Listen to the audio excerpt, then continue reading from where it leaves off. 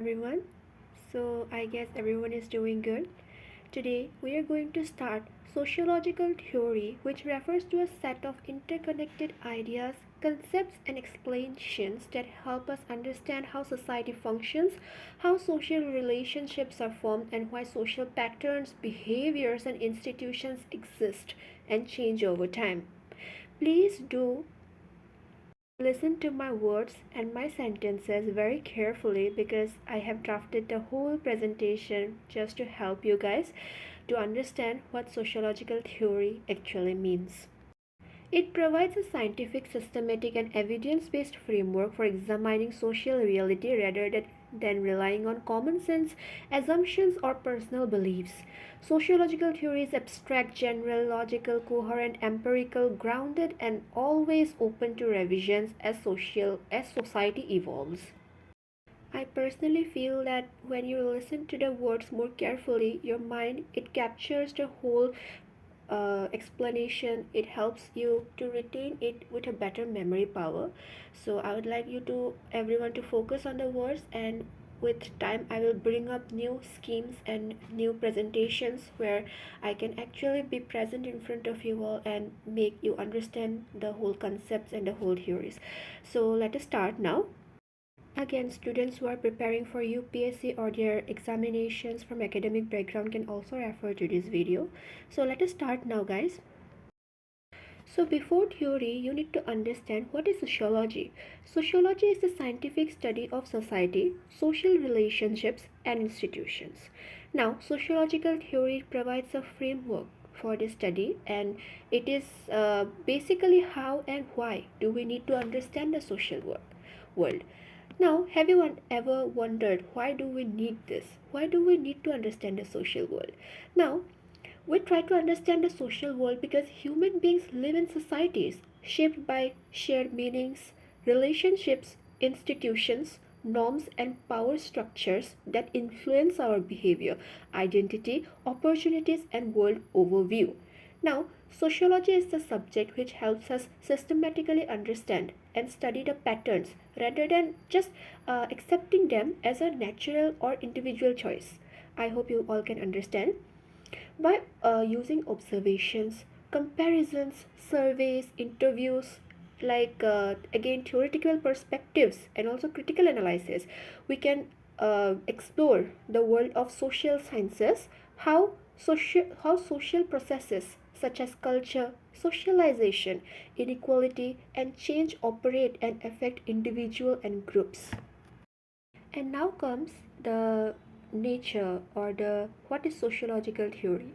So in a formal definition we can definitely say that a sociological theory is a set of interrelated concepts, definition, and proposition that present a systematic view of social phenomena by specifying relationships among variables.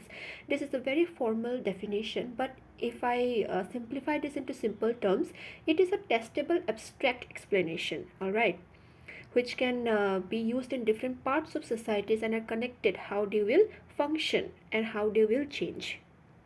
Now you can see here that the nature of sociological theory. It is basically divided into four categories. The first one is abstract and general. Here as it is given that it aims to explain broad social patterns, not just individual events. Because sociological theories, they are not limited to specific events or individuals or particular societies, but it aims to explain broad social patterns and universal processes.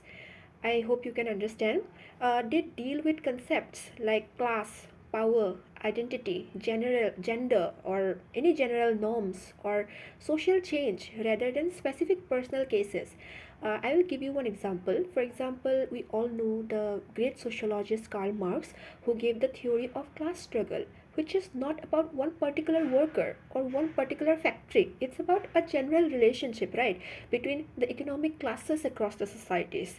This abstract and general phenomena, it allows sociological theories to apply into different contexts and cultures and within a limited period of time. Now the second one you can see here, it's logical and coherent. As it is given here, you can read it from the PDF which is given here. But I will explain you that the sociological theory, it is we use this term as internally consistent or logically structured, and conceptually it's very clear. The statements, for example, the arguments and the propositions within a theory that must be connected to each other in a rational and a very non-contradictory way actually. Because if there is contradiction, society, it cannot sustain. So forming a clear explanation of social phenomena, it is very very important.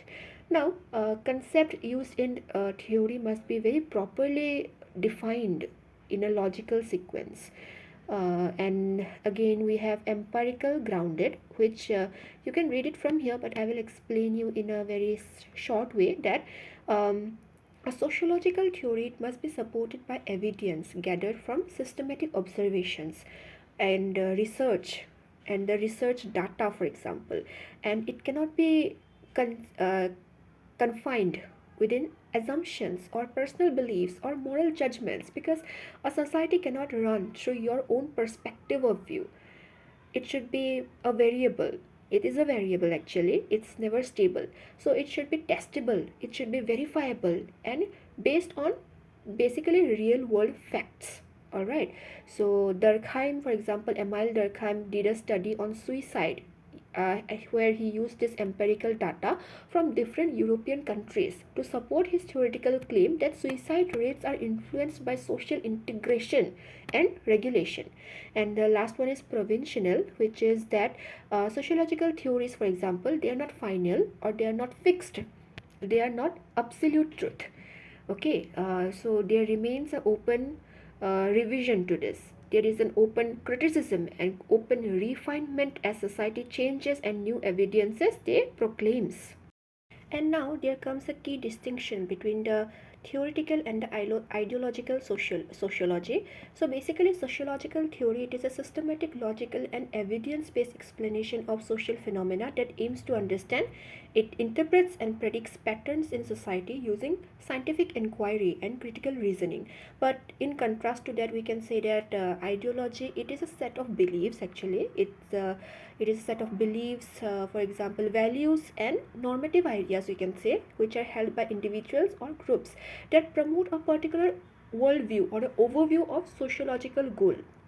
So that is the thing. It remains the sociological theory. It basically it's objective and it is understanding, and it remains open to revision. But this ideology, it is subjective, it's persuasive and value laden, and it's resistant to change actually. So that is the key difference between sociological theory and sociological ideology.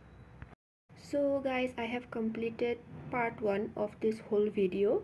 Please do watch it. Please do understand the whole theory, because I have collected the data. I have given a lot of efforts to it. Please raise the question regarding this, and if you have any question, you can comment it over the comment box. I will definitely try to reach to you. And the part 2 will be uploaded soon, because I am doing it through a very traditional way. I need to upgrade also. So please do let me know if you have any questions, if I am capable enough to address them, I guess. So see you guys in the part 2. Till then, stay happy, stay blessed, stay healthy. Bye bye guys.